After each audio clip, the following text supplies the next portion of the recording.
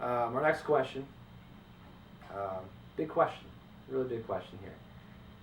Southwest Group Sales, this environment, this office, you are in charge of a building, of a revenue stream of over, $250 million in revenue annually.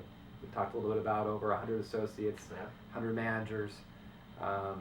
You're a busy guy. You've got all the sales, you've got the stakeholders, human resources issues that come up. How do you balance your time? You've got a family at home. How do you balance your time between your duties at the sales office and the greater sales organization and company and Steve's home life?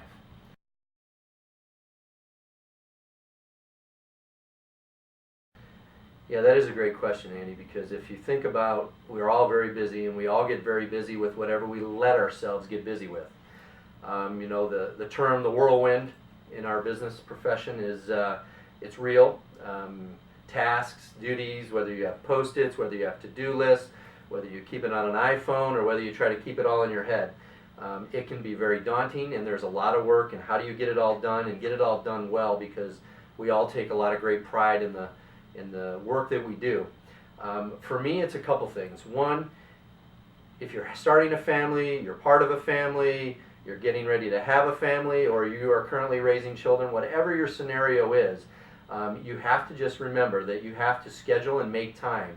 And I don't mean it as literal as just going into your calendar and say, this will be the time I spend with my family. It has to be a priority, and you have to say, I'm going to forego this on this date to do these types of things, so that you are working in as much of a responsibility as you have as a family member, whether it's your family, whether you're a part of a family, or whether other people in your family are relying on you to be there and be available. You have to make time for that.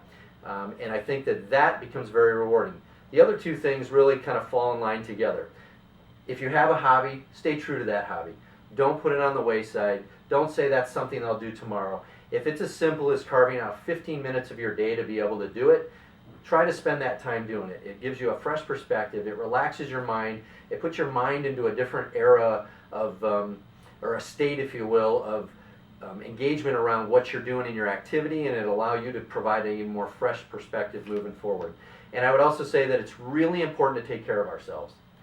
Health, fitness, it doesn't have to be crazy. It doesn't have to be 2 hours in the gym. It doesn't have to be playing full games of basketball.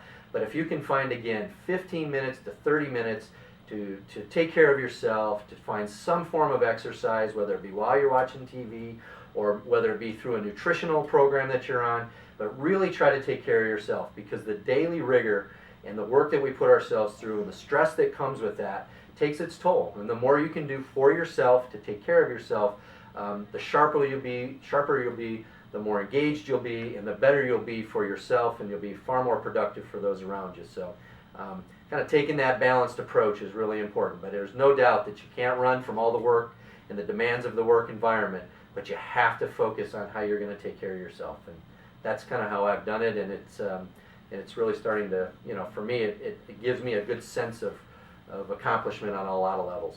Thanks, Steve. That wellness piece, we can't look past that at all. And Southwest Sales, we've got a great wellness program in the sales office and area sales. Yeah. And we really take that to heart to make sure all of our managers and associates have the opportunity to take care of their mind and their body. So yeah, it's been very great. good.